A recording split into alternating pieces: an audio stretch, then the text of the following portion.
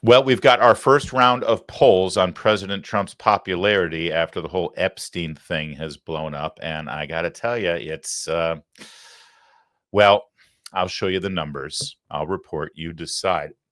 And by the way, the Democrats have this whole strategy about pushing the Epstein story. We want the Epstein files released. What's going on? We want to get to the bottom of it. You remember they were completely silent about this when Biden was president. Why is that? Well, Jamie Raskin, he was asked that exact question, and his answer, it's beyond funny. Even Morning Joe couldn't keep a straight face. I'm going to show that to you in a second. But first, to the polls. Harry Anton. Hey, I got some poll numbers here. See? Come on. I'm going to tell you what the poll numbers are, right? Is it me? He's like a character out of a 1930s gangster movie. Harry Anton, CNN. All right. What's the damage? How bad does it look for Trump about Epstein? I mean, look, I think this one surprised me a bit because of all of these complaints online going after Trump and the Epstein files. You might think his approval ratings were going down, Republicans.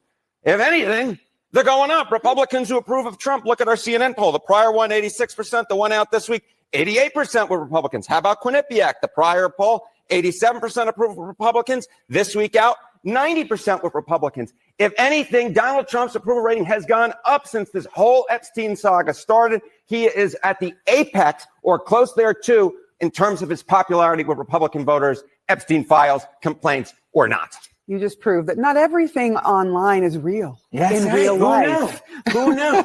Amazing. Twitter and X are not reality. Is there any reason that you can find that this hasn't taken hold and hurt him? Yeah. I mean, on X, all you hear about is the Epstein files. But how about out in the real public? Republicans who said the top issue was Epstein case. The answer is one, and not 1%. One respondent. This is a great little finding that Ariel Edwards-Levy, who of course is part of our polling unit, found. Just one single Republican said that the nation's top problem is in fact the Epstein case. Not much of a surprise that therefore Donald Trump's approval rating has not suffered with Republicans because of the Epstein case. Because the bottom line is most Americans say it's not high up on their priority list. Okay, but as you know, Democrats, they smell blood in the water. They think this is a huge weak spot for Trump. I think he thinks that they think that they're going to Trump's going to be separated from his base of supporters over the Epstein thing. See, because here's the dirty little secret about Democrats. They have no respect for you. They think you're stupid. They think you're evil. They think you're morons. They think you're conspiracy theorists. See, that's how they categorize you. They just think, all these people, the only reason they voted for Trump is because they're racist and they're conspiracy theorists, right? We talked about this on the show yesterday where that Democrat panelist on CNN said that you're incapable of naming one issue that Donald Trump has done that is something that you support. See, you're incapable of it. You're too stupid, and you're a conspiracy theorist. All you do is listen to podcasts, and you get caught up in conspiracies. You put your tinfoil hat on, and Trump preyed on that. And now that he's betrayed you on Epstein, now we can start peeling away those people, and we can start separating Trump from his supporters. See, Democrats think this is a big winning issue for them. So now they're beating the drums on Epstein. They're saying, yeah, release the files, release the files. And by the way, I would love to think that Trump is actually playing 17D chess here, and he's going to acquiesce and release all the files that have all these Democrats' names in them, you know, and hey, listen, I didn't want to put it out there, but the Democrats made me. That would be hilarious if that were the case. I don't think that's the case, but you know, a guy can dream. So Jamie Raskin, he led the impeachment process against Donald Trump. He's a crazy lunatic leftist from Montgomery County, Maryland, which is right across the border of Washington, D.C., the lib of all libs. He goes on MSNBC this morning to beat that drum. Let's go. Let's get those Epstein files out. Let's go. And Joe Scarborough, God bless him, I got to give him credit where it's due. He asked the one question that needs to be asked. Where were you during the Biden presidency? Where were you when you had a Attorney General and Merrick Garland who probably would have listened to you and released the files if you made that demand? Why didn't you make the demand then? You'd think Raskin would be prepared for a question like that. State congressman could have gotten that from 21 to 25 when Democrats controlled the DOJ. Why? It was a crisis then. It's a crisis now. Why didn't Democrats call for it from 21 to 25?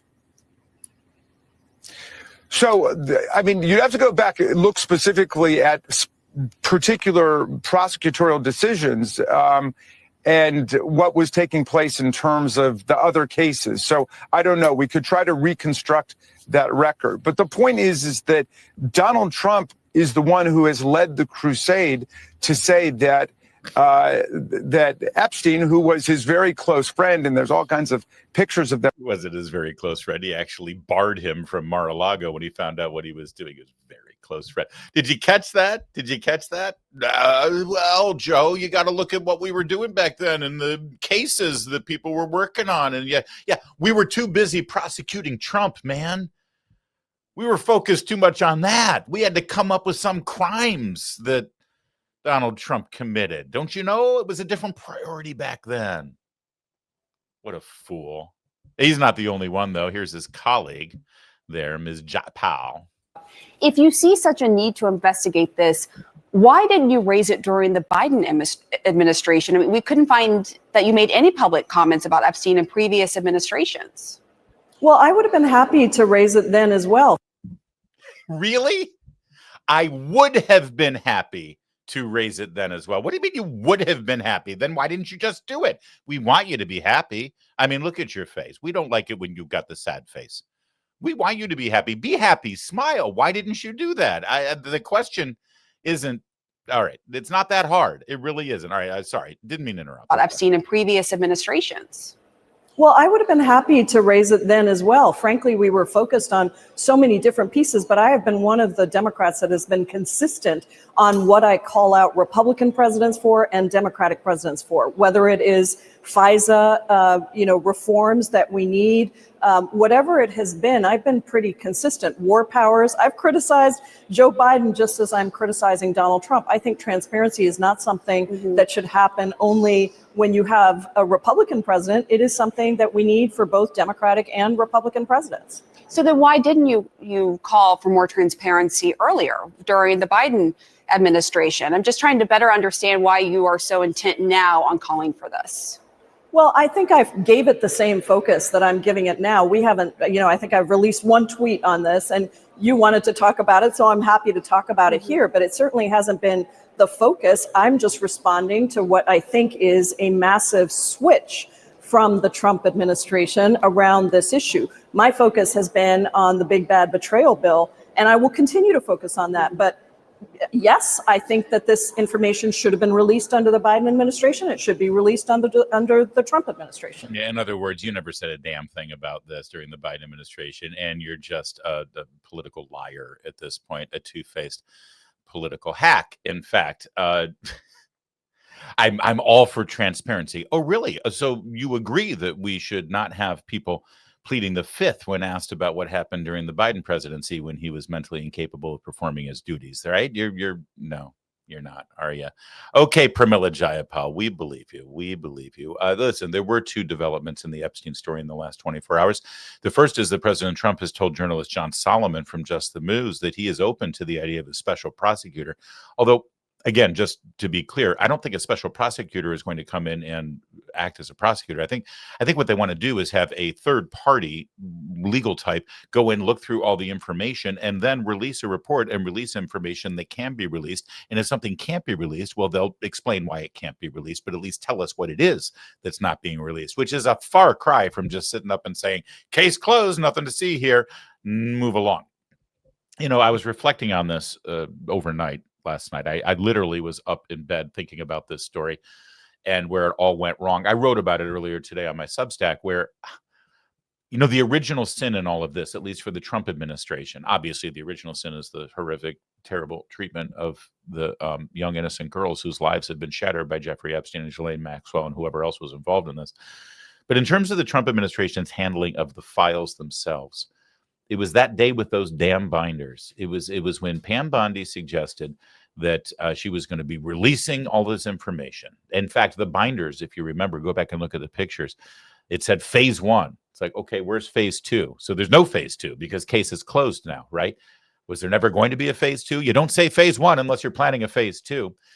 And they released those binders to, God bless them. Some of them are colleagues and friends of mine, literally friends of mine who I admire, but they're content creators. They were influencers. They were people with social media platforms. But to be frank, it's not the best way to roll out information like that. And listen, this is coming from a person who embraces new media and embraces new platforms. I got into this business through Andrew Breitbart, who invented a lot of the platforms that we're using right now. So it has nothing to do with the platforms. But think about it this way. When Elon Musk took over Twitter, before he renamed it X, and he wanted to get to the bottom of what happened with the prior owners and the prior executives and their relationship with the Biden White House and the FBI and the censorship regime that was rampant. What did he do? He identified a few independent journalists like Matt Taibbi and Michael Schellenberger and Barry Weiss, and he handed all of the information over to them and let them sort through it. And then they released it in a systematic way. It was called the Twitter Files. It's won investigative journalism awards, the work that they did. The Dow Prize from Young America's Foundation and National Journalism Center for Investigative Journalism gave them an award. They went through all of that data. They put it together systematically and gave the narrative about what exactly happened and what was wrong and what laws were violated. And if people's names should have been redacted, they did, and they acted responsibly. And there was definitely a team of lawyers who were overseeing the process. But that was a systematic way to let the American people know one way or the other what happened here. Imagine if that was the approach that they had taken with the Epstein files. Imagine if they had said, listen, no matter what we do here, people are going to accuse us of a cover-up because this thing has been so mired in controversy and, frankly, actual cover-up for many years now. It's so sensitive. Let's bring in some independent journalists, people that both sides will have at least grudging respect for. Have them go through this and systematically tell the narrative to the American people. It may be too late for that sort of thing, but maybe that's what this special prosecutor or special counsel might be able to achieve and do if they identify the right person and they have a fully transparent process. We'll see. I hope that's the case.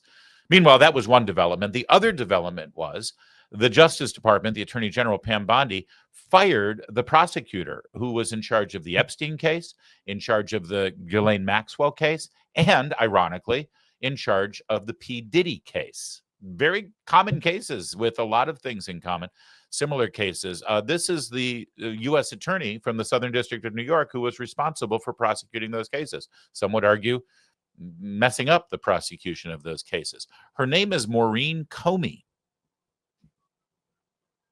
Comey. Boy, that rings a bell, doesn't it? That's right. I mean, you can tell by the family resemblance. She is the daughter of James Comey, the former FBI director who hates Donald Trump. She's been fired as a prosecutor for the Manhattan U.S. Attorney's Office, according to Politico. She worked on those prosecutions. That was a pretty big development, too. And, of course, all of those things led to a very important conversation on Abby Phillips' show on CNN. Why fire her now? Can we talk about Maureen Comey for a second? Maureen Comey was for 10 years an extremely successful, dedicated, and ethical assistant U.S. attorney in the Southern District of New York. She was a high-ranking person in that office. She became the head of the Public Integrity Unit. She supervised the case against Robert Menendez, the corrupt senator. She tried Ghislaine Maxwell. She tried P. Diddy. The idea that she got fired is a disgrace to the Justice Department. And Jay Clayton, supposedly the U.S. attorney in the Southern District of New York, ought to resign himself in disgrace because he allowed this to go on. This is an outrage that this woman got Let me fired. add to what you're saying. She was brilliant. She was effective. She was full of dignity and integrity. And who knows better about intelligence, dignity, and integrity than Jeffrey freaking Toobin, who still has a job and is an employee in good standing at CNN. Thankfully for this appearance, he was only shown from the waist up. And he's demanding that the U.S. attorney resign in disgrace for what happened here. And nobody knows better about losing their job in disgrace than Jeffrey Toobin. More from the CNN panel. Going after the Actually, administration. last you checked was what, like a week ago or 10 days ago, when it was announced that they were going to be investigating James Comey and Brennan as part of what I think is a distraction strategy. And today or yesterday, Trump blamed Comey for having put together this, what he's calling the Epstein hoax, despite the fact that it precedes Comey. It's also, I mean, I don't know. Seems like really bad timing to fire the person who prosecuted Epstein and Ghislaine Maxwell. Just seems like poor timing. I don't know. I'm looking at you, brother. You're welcome. You're welcome. Look, I don't know. I mean, she's no more entitled to this job than anybody else is, and if she's so great, the next president can hire her, and maybe they will, and he can hire and fire whoever he wants. I don't know how good at her job. I mean, did she do a good job on P. Diddy? I don't know. I mean, does it seem like that went well? Looked like it didn't go very well to me. So. I don't know. I mean, the idea that because she didn't get a complete conviction, she got somewhat of a conviction in P. Diddy. Barely. The dude was grinning at the end. Well, that's not a good case. But you don't fire prosecutors. Resume, I went after P. Diddy, and that's not what you put on your resume. It was a disaster. You're not trying to say that that's the recent but beyond Comey's daughter got fired. Amazing at this job when the biggest case you just had a moment ago sucked. But beyond all that, under Article 2, he can hire and fire anyone he wants. Anyone he wants. There are civil service rules for lawyers. I understand. And well, I mean, you can laugh, but there are. I know the Trump administration doesn't really feel it's bound by lawyers. Well, they're not bound by rules in the civil service. The Constitution trumps that. We've learned that at every case that has made its way to the Supreme Court. Jeffrey Toobin doesn't know what the hell he's talking about. Ben Ferguson made the perfect point there. I'm sorry. You're saying, hey, she prosecuted the Diddy case. How'd that go? Well, you don't fire a prosecutor just because they don't get a good prosecution. Well, you do if it's supposedly a lock-solid case and you've exposed the Justice Department. I mean, look at all of the publicity they did on the P. Diddy case with the manhunt and the FBI raids and all the leaks and all the baby oil stories. And they inundated the media with this narrative that P. Diddy was the worst possible person on the planet. So they got to prosecute him. And then you up the prosecution.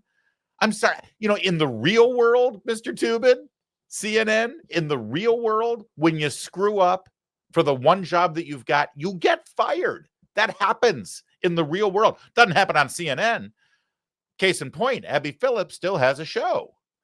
But let's bring this back to politics, though, right? Because ultimately, this is all about elections. We started by telling you what Trump's poll numbers are in the Epstein era here. And in fact, his popularity has gone up with Republicans. But ultimately, Donald Trump is not up for re-election. He's not going to run for election again. He's done. This is really about his party. It's really about his legacy. And the next test, the real test, the big test, will be the midterms in 2026. Historically, if there's a Republican who just won the White House 2 years ago, then the very next midterms is very good for Democrats. And by the way, historically, if a Democrat wins the White House, then 2 years later, it's a very good year for Republicans. It's weird, but that's how it happens. So 2026 is lining up to be a great year for Democrats. So let's take a look at the polls, shall we? How's it looking for Democrats? The bottom line is this. Democrats are behind their 2006 and 2018 paces when it comes to the generic congressional ballot. What are we talking about here? All right, the Democrats versus the Republicans on the generic congressional ballot, the margins. Look at where we are now. Democrats are ahead, but by just 2 points. Look at where Democrats were already ahead by in 2017. They were behind by 7 points. How about 2005 on the generic congressional ballot? Ahead by 7 points, and now they're only ahead by 2 points. Their lead is less than half of where it was in either 2017 or 2005 in July of those years, the year before the midterm election. Yes, Donald Trump may be unpopular, but Democrats have not come anywhere close to sealing the deal at this particular point. Yeah, wave looks very different. Yes. All right. All right. Let's be clear here. They're looking at July 2005 and July 2017 because those were the last two times that there was a midterm election just following a Republican winning the White House. In 2005, that would be George W. Bush winning re-election in 2004. And yes, in 2006, there was a blue wave, that brought in Nancy Pelosi as the Speaker of the House. And then in 2017, It was right after Trump had won the White House. And, well, we know what happened in 2018, right? Nancy Pelosi, once again, came back to be Speaker of the House. Those were two blue waves where they regained the majority. They're trying to repeat the magic, but look at the numbers. This is the generic ballot. Generic ballot means that people are asked in a poll in the midterm elections, are you going to vote for a Democrat or a Republican for Congress? Generic, not a person's name, and it's nationwide, right? This is not district by district by district, which is really how that election runs. It's nationwide, as if there's a national election for Congress, which there isn't, but it does, check the mood of the people. We're going to get into the district by district polling in just a second, because that's much more informative and it tells a much better story. But on the generic ballot, Democrats right now, compared to the last two times when they were +7 nationally, right now they're just sitting at +2. That's not a blue wave. That's barely a ripple. Okay, but now what happens when we go district by district, Harry Anton? This is the generic ballot test. This is when you test people in a generic question. Of course, the House races aren't generic. There are 435 of them. What happens when you go race by race? What happens when you go race by race? Well, it's the same idea. Okay, House seat ratings with the GOP president, like back in 2005 and, of course, 2017. More net pickup seat chances. Well, last time around, look at that. Democrats were ahead by 33 seats. How about in 2005? Democrats were ahead by 7 seats. What's going on right now? It's actually Republicans. Actually, Republicans with more net pickup chances at +12, according to the Cook Political Report, when you add in the likelies, the leans, and the toss-up races. So it's not just on the generic ballot where Democrats are behind their 2017 and 2005 pace. It's actually when it comes seat by seat, you see that, at least at this particular point, Republicans actually have more net pickup opportunities. This doesn't look anything like those wave elections back in 2006 or 2018. Enough said. So, Epstein is really putting Trump in danger. The Republican coalition and the MAGA support is going to fall apart. Actually, Trump is even more popular than he was before the Epstein story broke a week ago. Oh, it doesn't matter because there's going to be a blue wave and the Republicans have nothing and Democrats have the mojo. And they're actually, if you go seat by seat right now, Republicans in the midterms gain seats in the House of Representatives, which would be astounding and break all historical precedents. We've got a secure border. We've got mass deportations happening and criminals were being rounded up. And we've got over 1 million people deporting over the last 6 months. We've got a completely lock solid secure border, by the way, with nobody being released into the country. Just like that, they took care of that promise. You've got your brand new tax cuts coming through in the reconciliation package, which includes no tax on tips, no tax on overtime, and various other sundry tax benefits that are coming in from the success of the big, beautiful bill. Plus, you've got the economy soaring right now, Wall Street breaking records. You've got unemployment numbers today, we learned, are down even further. Everything is clicking right now. And you've got cane sugar back in the recipe for Coca-Cola. Plus, you've got those polls. And you're blackpilling? You're blackpilling on me? Stop being an Eeyore Republican.